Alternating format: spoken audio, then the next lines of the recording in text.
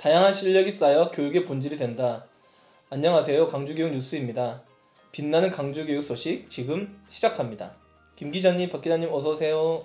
안녕하세요. 첫 번째 뉴스입니다. 김 기자님. 네.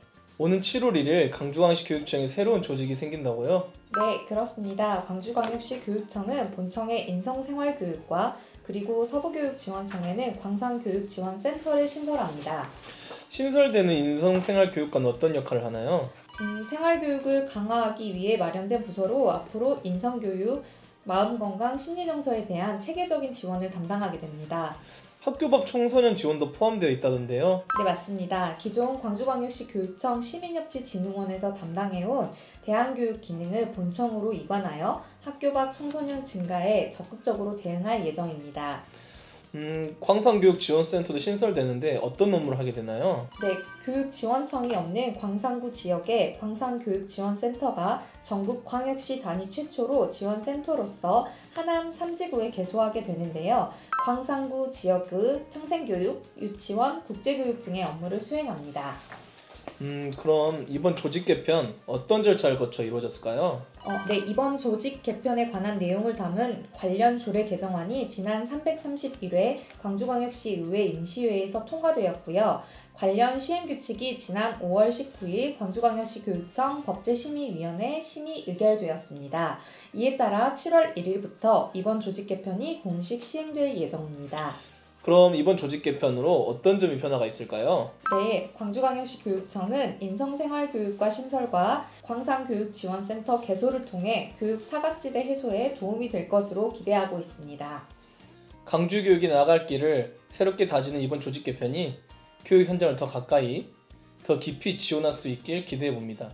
김 기자님 잘 들었습니다. 다음 소식 만나보겠습니다. 박 기자님. 네. 생애 첫 투표를 앞둔 광주의 학생 유권자들이 주목받고 있다고 하던데요. 어떤 내용일까요?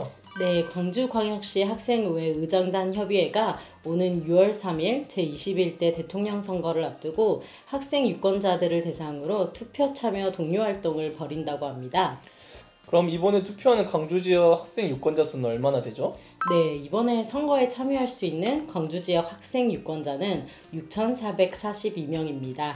이 학생들은 생애 첫 투표권을 갖게 된 만큼 투표 참여를 위한 다양한 활동이 계획되어 있습니다. 그럼 구체적으로 어떤 활동이 이루어질까요? 네, 의장단 협의회는 지난 21일 광주광역시 교육청 교육연구정보원에서 초중고 학생의회 의장과 부의장 14명이 참여한 가운데 제1차 협의회를 진행했습니다.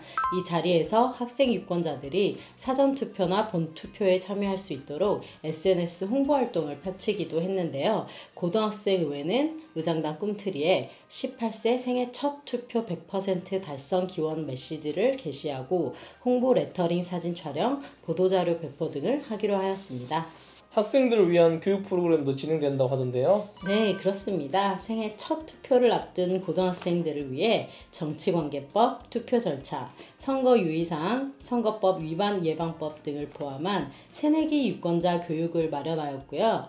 초중등 의회도 정치 참여에 대한 이해를 돕기 위해 민주인권교육센터 온라인 활용 참여 교육을 진행합니다. 의정단 협의회에서는 투표 동료 외에도 다른 활동에 대해서도 협의했다죠?